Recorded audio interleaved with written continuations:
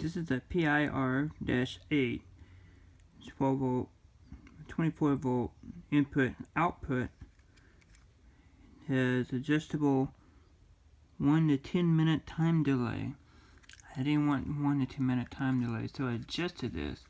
I took this two screws out. The bottom comes off.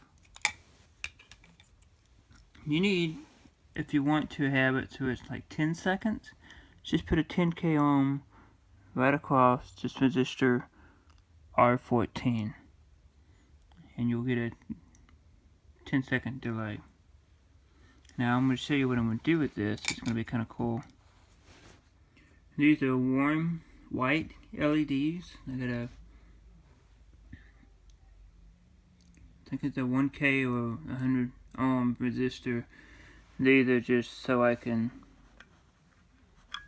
clip on to it the power source. These resistors are redundant. And I'm going to turn on the voltage. They kind of got the Christmas light feel to it. It's not too bright. You see that it turns on for 10 seconds. Move your hand, which you can't see what I just did.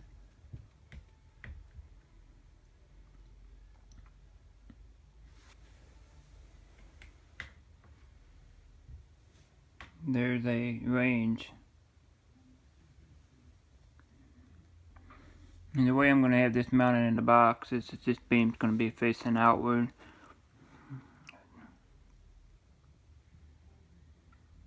And this is a infrared motion detector. So it only detects when you move.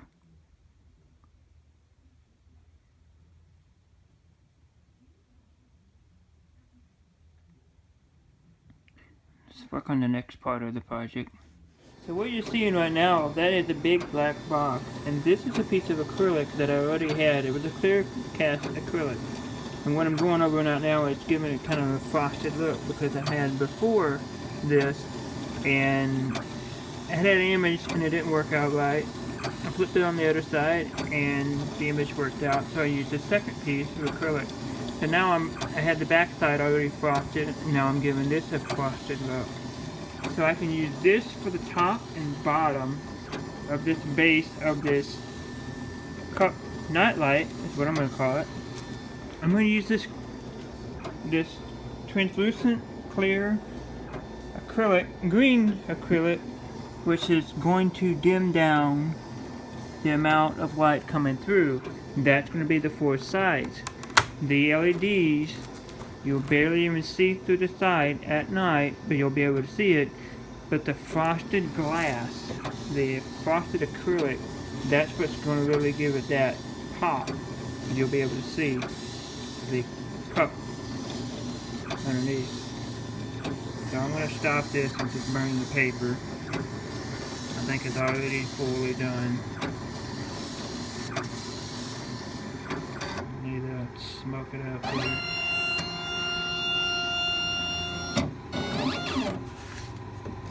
So there you go. This is the frosted look. You can kind of still see the engraving that I had on it before, but I'm not too worried about it for what it's worth and what it's going to be doing. I'll put the back side up and you won't be able to tell the difference anyway. What it actually has said, or the image on it. I can't even go over it with sandpaper. So, from here, I'm going to load the information into the computer, show what it looks like, do the first cut, and go from there. Here's the first impression of it. I did it on low power to see how it would turn out.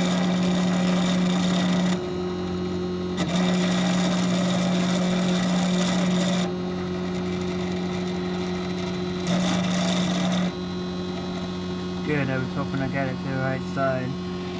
Then I want to be able to get enough for 4 pieces now of the side. The next one I'll have to jump up the power and we'll get that all cut out. And then when you see it finally I'll do a demonstration of this, of it being cut out, and then we'll do the fully assembled. One thing I didn't take into consideration when I drew or had the image drawn for the acrylic, it was for a thicker acrylic, and this is thinner, you can see. So the piece here doesn't really line up, and I'll give you a demonstration. It sticks out. So I'm going to have to cut out a shim just for that piece, so it'll be nice and squared in between this hole and that hole. So we're going to do this next here, cut this out. One thing I didn't take into consideration when I drew or had the image drawn for the acrylic, it was for a thicker acrylic, and this is thinner, you can see. So the piece here doesn't really line up, and I'll give you a demonstration. It sticks out. So I'm going to have to cut out a shim just for that piece, so it'll be nice and squared in between this hole and that hole. So we're going to do this next here, cut this out. This is going to be the top and bottom of this box.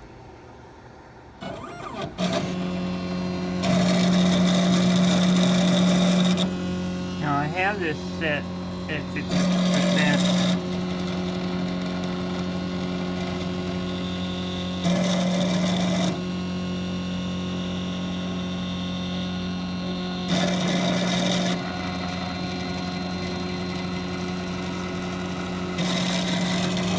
Show what it looks like as it's done. This will be the second pass. You already lined up the green plastic to this. It looks like it's going to be a good fit.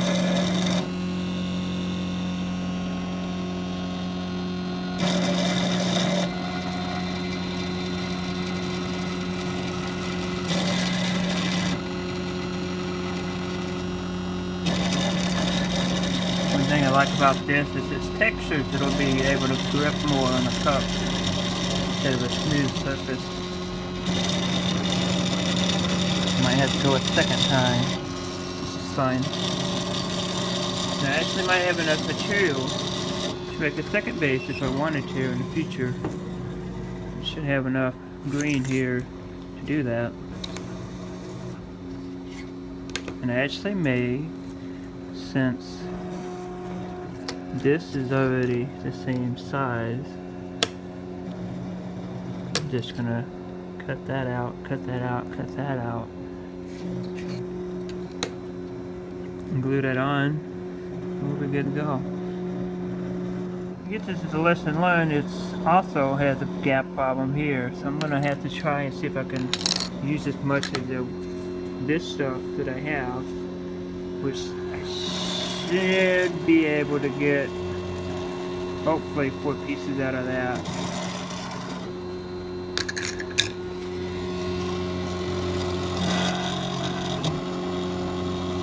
And here's the second side. And I'll have just enough to do that. See how that's going to snap together just like that. And I'll have that piece and then the top piece. I'm not sure exactly why, but this didn't really match up, line up. I just used some super glue for now to attach the box to itself. It gets wooded more easier to deal with than acrylic. This is what this is. Acrylic. I've decided not to take and make that frosted just like how this is, just because I don't know how bright Bill wants this to be. So they'll be able to take, and I'll make the hole big enough on the side here to rotate the cable And here's the finished product. There's your sensor that I changed it to has 10 seconds. And there's the box. The wire goes inside there. The LEDs. I'll show you what it looks like when it's lit up. And there's the box lit up. So now when you have your glass of tea and your glass of water at night and you're sleeping and it is pitch black in the room,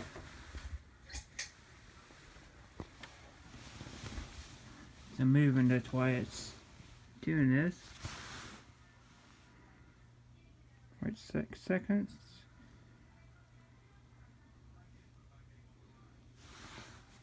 So you reach over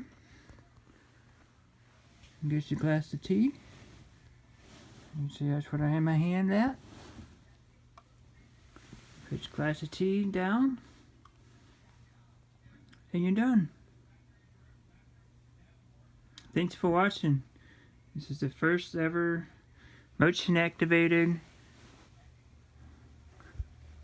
nightstand for glass of tea or water. I'll see you guys next time.